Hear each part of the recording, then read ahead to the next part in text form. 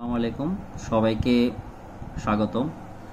গত ক্লাসে আমরা তরঙ্গের উপরিপাতনের তরঙ্গ সম্পর্কিত ছোটখাটো কিছু ম্যাথ বা তরঙ্গের উপরিপাতন সম্পর্কিত কিছু ম্যাথ দেখছি। আজকে আমরা কিছু বোর্ড কোশ্চেন সলভিং ব্যাপারটা দেখব। প্রথমে আমরা যেটা নিচ্ছি সেটা হচ্ছে ঢাকা বোর্ড 2019। তোমরা যদি একটা জিনিস খেয়াল করে থাকো, বোর্ড কোশ্চেনগুলো যারা পরীক্ষার্থী তারা জিনিসটা একটু দেখতে পাবা যে বিগত সালের প্রশ্নের ভিতরে 15, 16, 17, 18 এই প্রশ্নগুলো যদিও বা কিছুটা পারা যাচ্ছে, 19 সালের প্রশ্নগুলো একটু টিপিক্যাল হচ্ছে। তার মানে আস্তে আস্তে ধীরে ধীরে প্রশ্নগুলো কঠিনের দিকে এগোচ্ছে। তো যারা যারা এতদিন ধরে সহজ সহজ প্রশ্ন খুঁজে খুঁজে করছো তাদের জন্য একটু সমস্যা হয়ে যাবে ব্যাপারটা। প্রথমে আমরা ঢাকা বোর্ড 19-এ গেলাম। তরঙ্গের উপরিপাতন একটু যদি আমরা খেয়াল করি, একটা চিত্র দেওয়া আছে। চিত্রে y1 একটি তরঙ্গ, সে x অক্ষের ধনাত্মক দিকে প্রবাহিত হচ্ছে। সমীকরণটা পাশে দেওয়া আছে, 100 sin পাই 600t মাইনাস 5x। তাহলে মাইনাস থাকা মানে কি? মাইনাস থাকা মানে x অক্ষের ধনাত্মক দিকে প্রবাহিত হচ্ছে। এখানে সে বাধা পেয়ে বিপরীত দিকে ফিরে আসছে। তো এই যে বিপরীত দিকে ফিরে আসছে, সে y1 এর সাথে কি হচ্ছে? উপরিপাতিত হচ্ছে। তো এই উপরিপাতন হওয়ার কারণে নতুন আরেকটা তরঙ্গ সৃষ্টি হবে। এটা হচ্ছে আপেক্ষিক ধারণা। এখান থেকে আমরা দেখে যা আমরা বুঝছি। এবার যদি আমরা একটু প্রশ্নে যাই, উদ্দীপকে যাই, উদ্দীপকে তরঙ্গটি বাধা পেয়ে আমাদের যেটা ধারণা করছি, প্রতিফলিত হয়ে একই পথে বিপরীত দিকে ফিরে এসে একটি নতুন তরঙ্গ সৃষ্টি করলো। তাহলে নতুন তরঙ্গ সৃষ্টি করার জন্য অবশ্যই উপরিপাতন ব্যাপারটা আসবে, যদিও আমাদেরকে বলে নাই, এটা তোমাকে বুঝে নিতে হবে। তো প্রথম প্রশ্নে আসি। প্রথম প্রশ্নটা ছিল উদ্দীপকের তরঙ্গটির তরঙ্গ দৈর্ঘ্য কত? তো তরঙ্গ দৈর্ঘ্য কত, এটা সিম্পল ব্যাপার, যেটা আমরা গত লেকচারে দেখিয়েছি। যে সমীকরণ দেওয়া থাকবে, যে সমীকরণটা, সেই সমীকরণের সাথে আমরা যে সমীকরণটা জানি তাকে তুলনা করব আমরা। তো তুলনা করে সেখান থেকে এক্সের যে সহগটা আর এখানে এক্সের যে সহগটা, তাদের মাঝখানে তুলনা করলে আমরা কি পাবো? তরঙ্গ দৈর্ঘ্য পেয়ে যাব। তবে যে জিনিসটা খেয়াল রাখতে হবে, ব্র্যাকেটের বাইরে যে পাইটা আছে সে পাইটা আমরা দুই পাশে গুণ করে দেব। কেন?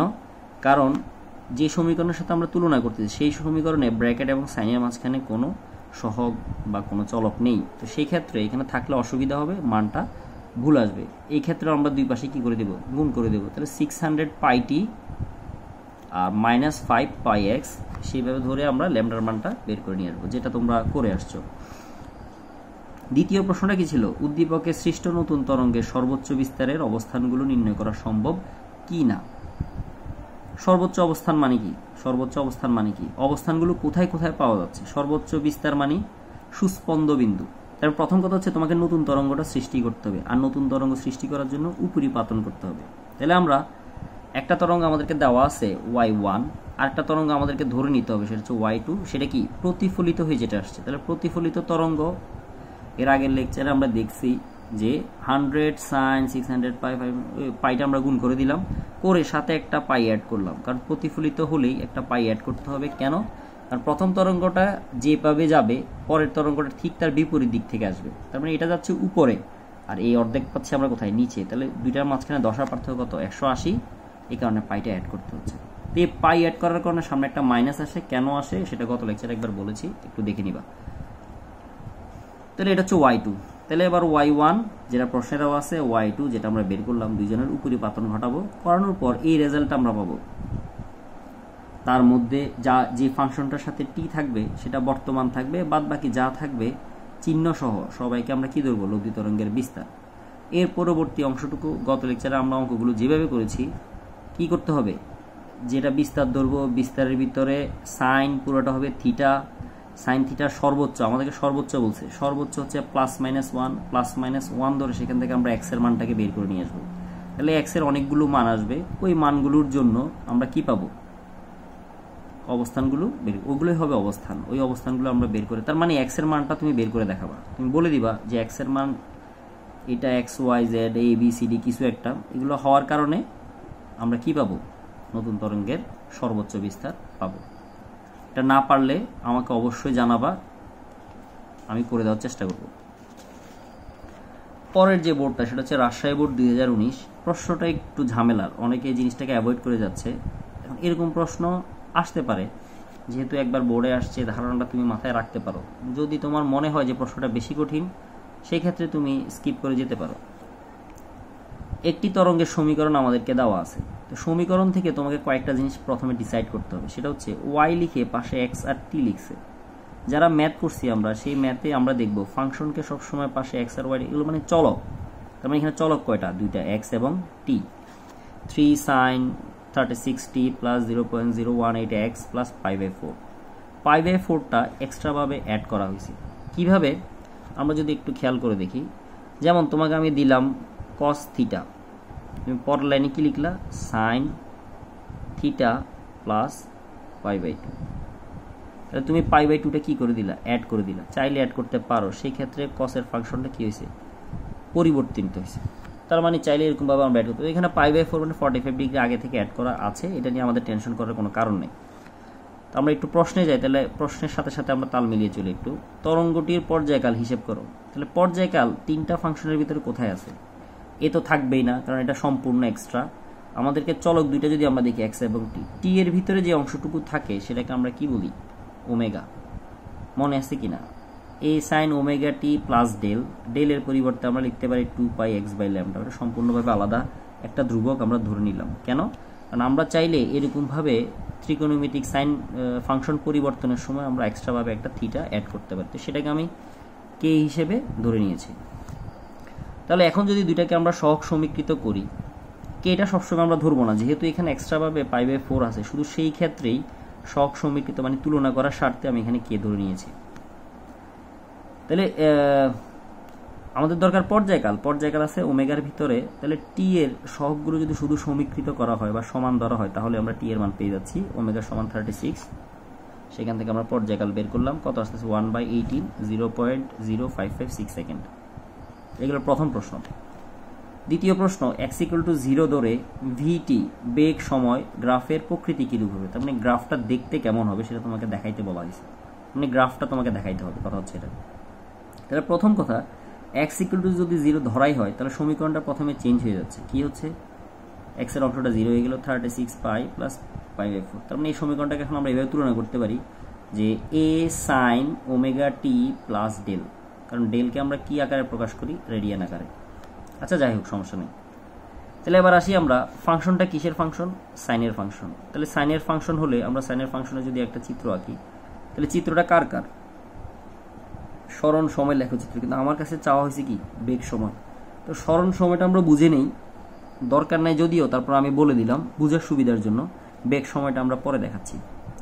তাহলে স্মরণের ক্ষেত্রে ওয়েভটা হবে কিসের ওয়েভ? সাইনের ওয়েভ। আমরা সাইন ওয়েভ আঁকলাম। এখন আঁকার পরে দেখা যাচ্ছে সাইন 0 মানে মূল বিন্দু থেকে শুরু হচ্ছে না, সেটা 45 ডিগ্রি আগে থেকে শুরু হচ্ছে। তার মানে ডেলের মান মানে দশার পার্থক্য হচ্ছে কত? 45, π/4 মানে 45 ডিগ্রি। তার মানে আমরা যদি সময়ের মান 0 বসাই, সমীকরণে সময়ের মান যদি আমরা 0 বসাই, তাহলে দেখা যাচ্ছে সেটা এখান থেকে শুরু হচ্ছে। তার মানে 0 পয়েন্ট থেকে শুরু হচ্ছে না, ডেল পরিমাণ দশা পরে গিয়ে শুরু হচ্ছে। আচ্ছা, যাই হোক, এখন এখান থেকে শুরু হলে একটা কথা, এইখান থেকে শুরু হয়ে এই অবস্থান পর্যন্ত আসলে আমরা একটা পর্যায়কাল বলবো। এখন আমরা তো পূর্ববর্তী অংশটা ধরতে পারতেছি না, তাহলে আমাদেরকে ধরতে হবে এখান থেকে ধরে আমাদেরকে এখানে আসতে হবে। তাহলে এটা হবে একটা পর্যায়, যেটাকে আমরা ক্যাপিটাল টি বলবো, একটা পর্যায়কাল। তো পর্যায়কালটা কত? আমরা আগেই দেখছি, পর্যায়কাল 1 নাম্বার থেকে 0.0556। এবার এই অংশটুকু অতিক্রম করতে সে কত সময় নিচ্ছে, বা π/4 রেডিয়ান অতিক্রম করতে তরঙ্গটা কত সময় নিচ্ছে, সেটা আমরা একটু বের করে রাখতেছি, পরবর্তীতে আমাদের কাজে লাগবে। আমরা যদি বলি পর্যায়কাল, একটা পর্যায়কাল সম্পন্ন হতে একটা তরঙ্গ কত রেডিয়ান অতিক্রম করে? 2π। তো কথাটাকে আমরা গুছিয়ে লিখলাম, 2π রেডিয়ান অতিক্রমে সময় নেয় পর্যায়কালের সমান। 1 রেডিয়ানের জন্য কত, আর π/4 এর জন্য কত? তো আমরা দেখলাম 0.00694 সেকেন্ড সময় নিচ্ছে এই অংশটুকু অতিক্রম করার জন্য। আচ্ছা, তো এই যে এখান থেকে আরম্ভ হচ্ছে, আমরা এই অংশটুকু যদি বাদ দেই, এখান থেকে যে আরম্ভ হচ্ছে তরঙ্গটা, এখানে তার মান কত? তার বিস্তারের মান তো 3, উপরে +3 নিচে -3। তাহলে এখন কোথা থেকে আরম্ভ হচ্ছে? এখন তো 0 থেকে আরম্ভ হচ্ছে না। তাহলে y অক্ষ বরাবর এর মান কত? এই মান বের করার জন্য আমরা সমীকরণে গেলাম। সেই সমীকরণে সময়ের মান কত বসালাম? এখানে সময়ের মান কত? 0।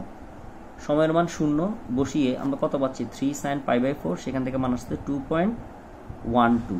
তার মানে তরঙ্গটা আরম্ভ হচ্ছে, তার মান 2.12 থেকে, এখান থেকে আরম্ভ হয়ে সে বিস্তারে যায় +3, কমতে কমতে 0 হয়, আবার বাড়তে বাড়তে -3, আবার 0 হচ্ছে, এবং আবার সে কোথায় আসতেছে? 2.12তে আসতেছে।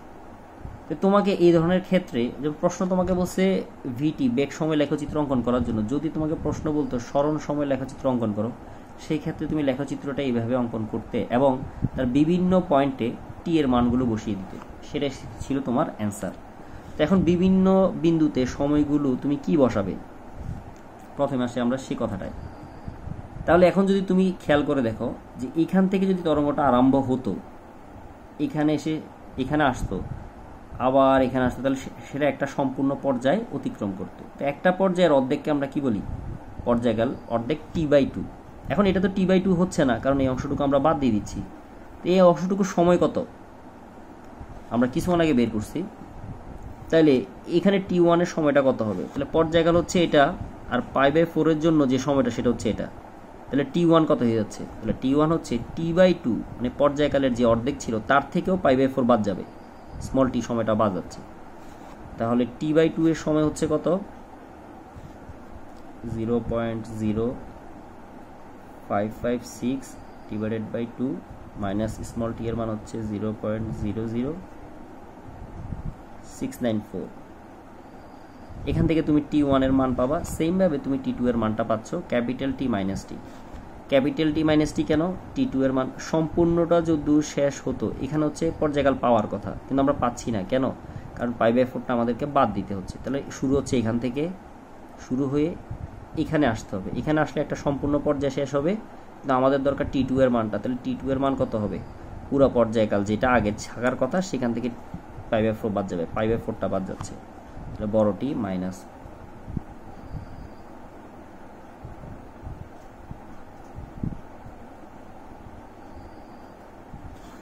তো এই জাস্ট মানগুলো বের করে তুমি জায়গায় জায়গায় বসিয়ে দিবে, এটা হবে তোমার অ্যান্সার।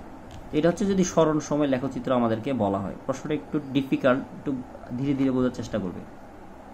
তো এবার আমরা চাচ্ছি বেগ সময় লেখচিত্র অঙ্কন করব। তো বেগ সময় লেখচিত্র অঙ্কন করার জন্য আমরা প্রথমে বেগের সমীকরণটা নির্ণয় করলাম স্মরণকে একবার অন্তরীকরণ করে।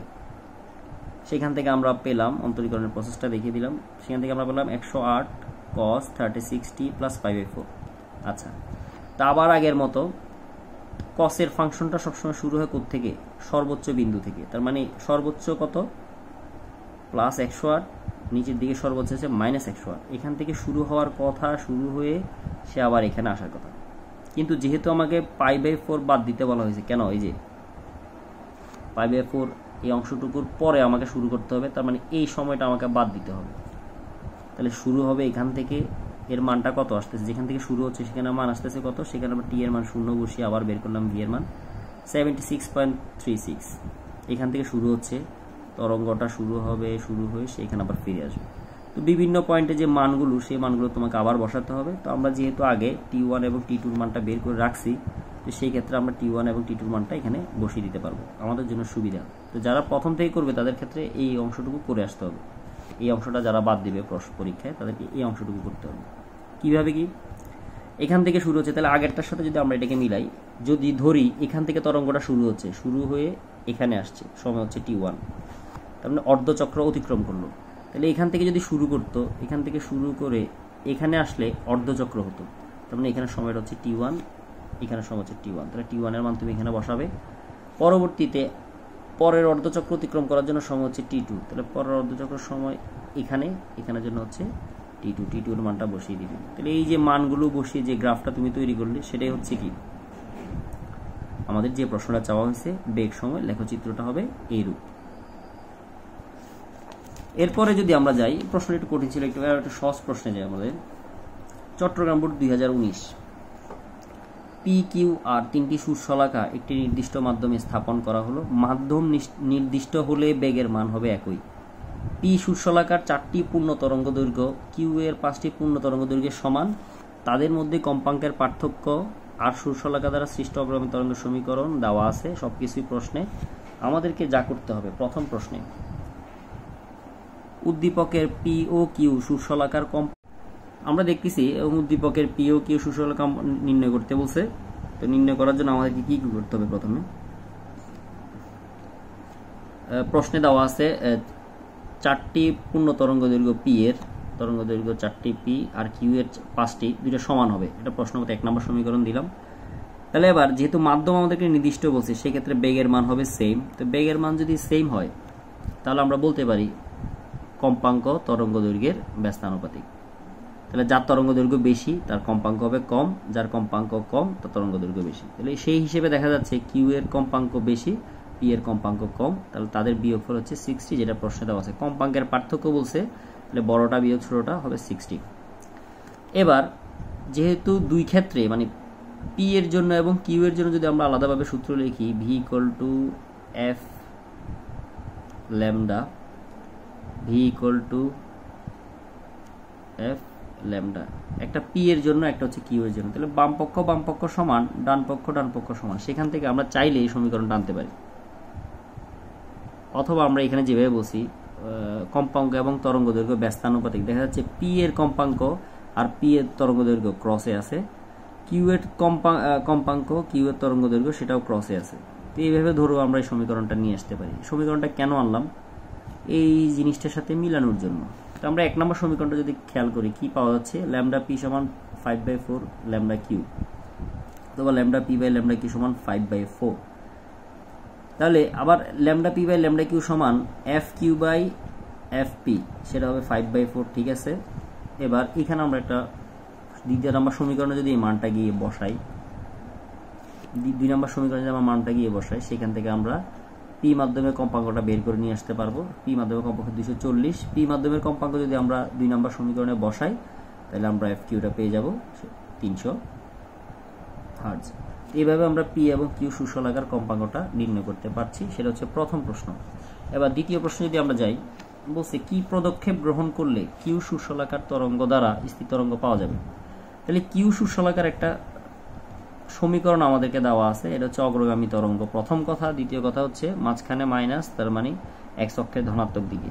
কি পদক্ষেপ গ্রহণ করা যাবে? একটা কাজই করা যাবে, সেটা হচ্ছে তরঙ্গটা যে পথে যাচ্ছে তার কিছু দূর পরে আমরা একটা বাধা স্থাপন করলাম, ওই বাধায় প্রতিফলিত হয়ে বিপরীত দিকে আরেকটা তরঙ্গ আসবে, দুজনের উপরিপাতন হবে, উপরিপাতনের ফলে স্থির তরঙ্গ সৃষ্টি হবে। এই ছাড়া আর কোনো পদক্ষেপের মাধ্যমে সেই কাজটা করা যাবে না। তো এটা আমাদের একটু বলে দিতে হবে। y1 দেওয়া আছে, বাইরে যেটা আছে সেটাকে আমরা ভিতরে গুণ করে দিলাম। প্রতিফলিত হয়ে ফিরে আসলে আগের মতো সামনে একটা মাইনাস চলে আসবে পাই এর কারণে। তারপর তাদেরকে আমরা উপরিপাতন করব, নতুন একটা তরঙ্গ পাবো। সেই নতুন তরঙ্গের টি এর ফাংশনটা থাকবে, বাদ বাকি যা থাকবে সব মিলে আমরা বিস্তার ধরবো, যা হবে একটি কি তরঙ্গ? স্থির তরঙ্গ। এই হচ্ছে আমাদের সেকেন্ডটার অ্যান্সার, মোটামুটি গতানুগতিক। আগের প্রশ্নটা একটু ভালোভাবে করার চেষ্টা করব। তো এই ছিল আজকে আমাদের। পরবর্তী ক্লাসে আমরা আরও কিছু প্রশ্ন দেখানোর চেষ্টা করব। আশা করি সবাই সাথে থাকবা। ধন্যবাদ।